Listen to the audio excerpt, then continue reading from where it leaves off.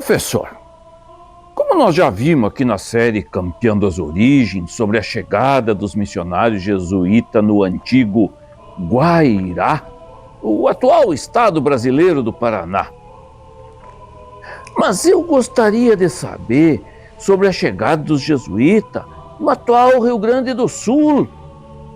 O professor poderia falar sobre esse assunto? Sem problemas, Argemiro. 16 anos depois da fundação da primeira redução jesuítico-guarani, os jesuítas fundaram a primeira redução no que atualmente é o solo gaúcho. Eles já haviam fundado povoados nas proximidades de Assunção, no Guairá e nas bacias dos rios Paraná e Uruguai. Mas tanto a Companhia de Jesus quanto as autoridades espanholas alimentavam o desejo de ocupar o lado esquerdo do rio Uruguai, garantindo as terras ali existentes para a Espanha, já que Portugal avançava gradativamente para o sul. Nos interessa então conversar sobre essa entrada que realizaram e sobre a fundação das primeiras reduções na região: São Nicolau, Candelária, Caró e Pirapó, fatos acontecidos entre 1626 e 1628. Tá, muito bem. Mas então fale para nós sobre o estabelecimento de São Nicolau, a primeira redução em solo gaúcho.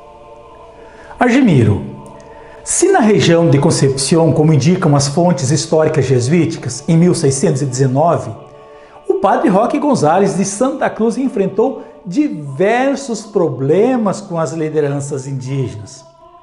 Em São Nicolau, a sua chegada e o estabelecimento da redução teria sido bastante tranquila.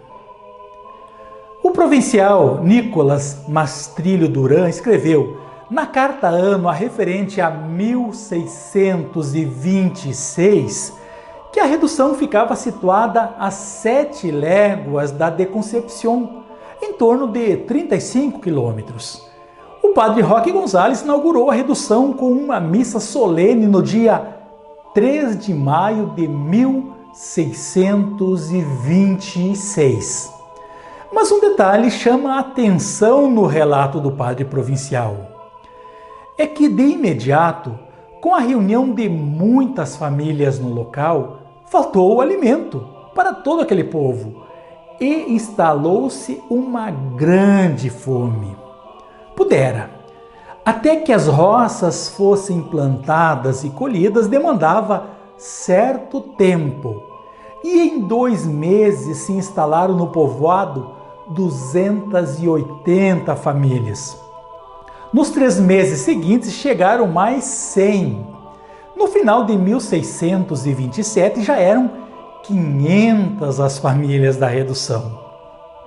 Os jesuítas puderam contar no início com o apoio do cacique principal, que muito os auxiliou, inclusive os defendendo diante de outros indígenas que não aceitavam o novo modo de organização que chegava.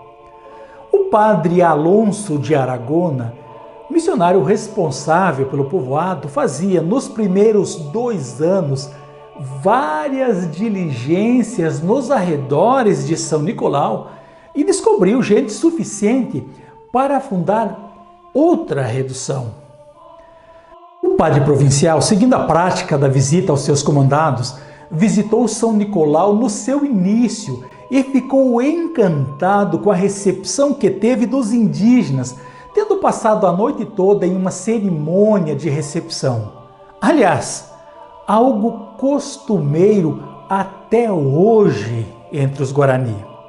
Diz ele que lhe fizeram festa e regozijos que ressoavam nos campos com o estrondo de seus instrumentos. Na manhã seguinte, o povoado todo estava preparado para recebê-lo, inclusive as mulheres, que eram muito recatadas nessas ocasiões. os primeiros adultos batizados receberam o sacramento de suas mãos.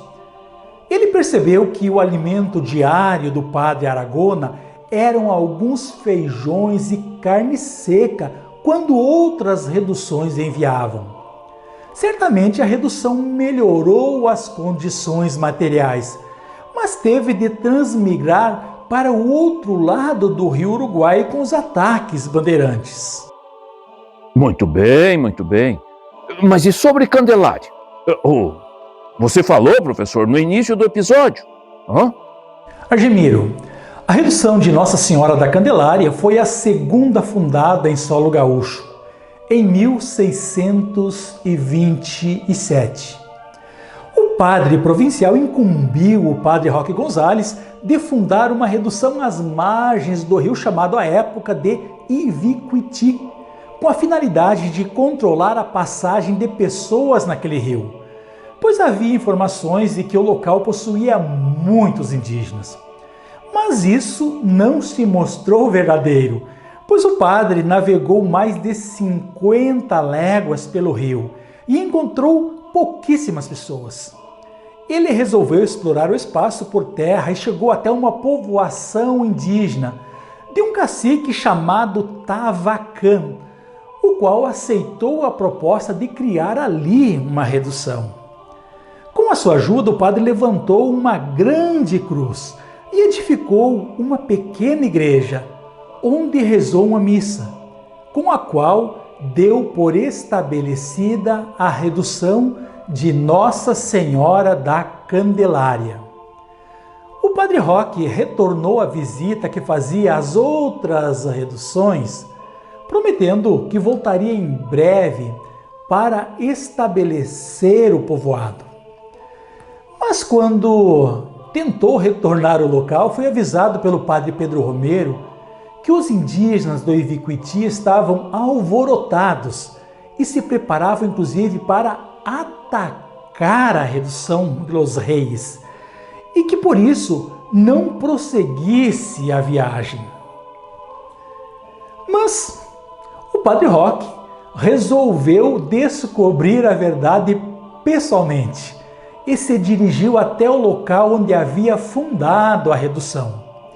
Lá ele foi informado que os indígenas teriam destruído a cruz antes erguida e queriam matá-lo, por não aceitarem a presença dos missionários em suas terras. Ele conversou então com os caciques, dentre eles Tavacã, e lhes passou uma descompostura, dizendo-se ofendido com o que aconteceu. Ao final, a redução foi erguida em outro local. Meu caro professor, mas está faltando falar sobre Caró e Pirapó. Pode falar agora sobre essas duas reduções? Argemiro, a redução de Caró, palavra que significa casa de vespas, foi fundada em 1628. A chegada dos missionários naquele lugar foi facilitada pelo cacique Quarobaí, que facilitou a entrada dos missionários em suas terras. Lá o grande líder Nhesu, personagem com o qual nos entreteremos nos próximos episódios, auxiliou a construção de uma igreja e de uma casa para os padres. As reduções de Caró e de Pirapó, fundadas em 1628, foram destruídas pelos indígenas poucos dias depois. Caró ainda ressurgiria após a morte dos missionários, mas Pirapó não.